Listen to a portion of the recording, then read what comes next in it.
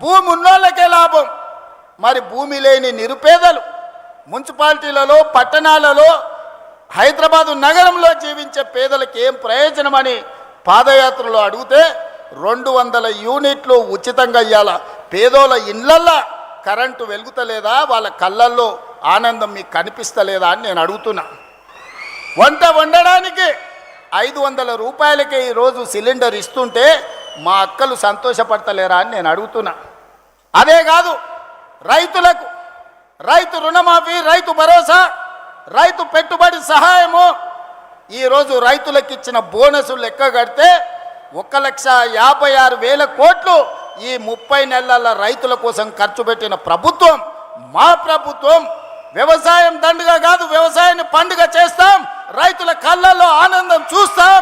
ఇంతకుముందే మిత్రులు ఉత్తమ్ కుమార్ రెడ్డి గారు చెప్పినారు, దేశంలోనే తెలంగాణ నెంబరు వరి ధాన్యం పండిస్తే అందులో నల్గొండ మొదటి స్థానంలో ఉందని ఇప్పుడే మా సోదరుడు చెప్పిండు. ఇది మా నిబద్ధత, ఇది మా రికార్డ్. ఈనాడు రైతుల కోసం మేము చెయ్యంది ఏమైనా ఉందా?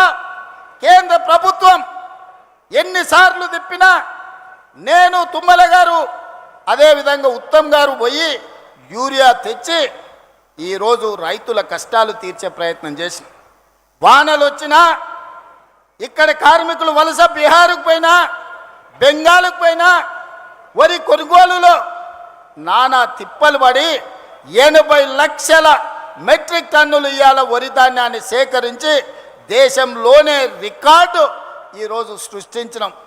కాళేశ్వరం నుంచి చుక్క నీరు రాకపోయినా ఒక్క సంవత్సరంలో 2,88,000 మెట్రిక్ టన్నుల వరి ధాన్యాన్ని ఉత్పత్తి చేసి దేశంలోనే నెంబర్ 1గా తెలంగాణ రాష్ట్రాన్ని ఇవాళ మేము నిలబెట్టినాం కదా.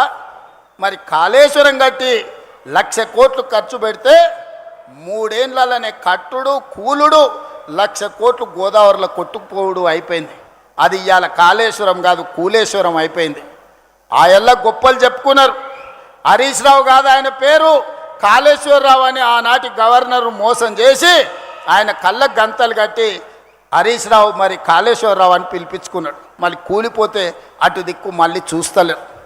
అందుకే మిత్రులారా, ఇవాళ ఇదే కాదు, విద్యాశాఖ గవర్నమెంట్ బడికి, గవర్నమెంట్ దవాఖానకు పోవాలంటే ఆనాడు పేదలు భయపడేటోళ్ళు, పిల్లలకు చదువు రాదని, పేదోళ్ళ ప్రాణం సర్కారు దవాఖానకు పోతే నిలబడదని. ఇవాళ అదే పాఠశాలల్లో నర్సరీ, ఎల్కేజీ, యూకేజీ నుంచి 12th క్లాస్ వరకు పాఠశాలల పునరుద్ధరణే కాదు, బ్రేక్ఫాస్ట్, లంచ్, ఈవినింగ్ స్నాక్స్ వరకు పేదవాడి కడుపు నింపాలి, వాళ్ళ కళ్ళల్లో ఆనందం చూడాలి, వాళ్ళు చదువుకొని అంబేద్కర్లా ఈ రాష్ట్రాన్ని, దేశాన్ని ఏలాలి. తెలంగాణ గురుకులాల నుంచి 100లాది మంది అంబేద్కర్లను సృష్టించాలి అని ఈనాడు ముక్కవోని ధైర్యంతో మా ప్రభుత్వం చేస్తున్న ప్రయత్నం వాళ్ళకి కనిపిస్తలేదా? వాళ్ళంటే దొరలు, గడీలు ఉన్నాయి, వాళ్ళ దగ్గర దోసుకున్న 1000 కోట్లు ఉన్నాయి. వాళ్ళ పిల్లలు అమెరికాకో లండన్కో పోయి చదువుకుంటారు. మరి పేదోడు లంబాడి తాండాలలో ఉన్న మా లంబాడి సోదరులు కానీ, దళితులు కానీ, గిరిజనులు కానీ, ఆదివాసీలు కానీ, ఉన్నత వర్గాలలో ఉన్న పేదోళ్ళ పిల్లలు ఏడికి పోయి చదువుకోవాలి. అందుకే ఈనాడు 6 రూట్ల మీరు చూసిండ్రు, 6 రూట్ల స్కూల్ ప్రారంభోత్సవానికి నేను పోయే వరకు నాకు కూడా అంత నమ్మకం లేకుండే.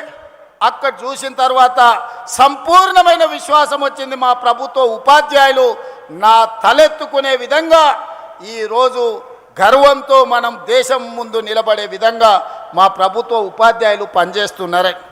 అందుకే ఈనాడు విద్య విషయం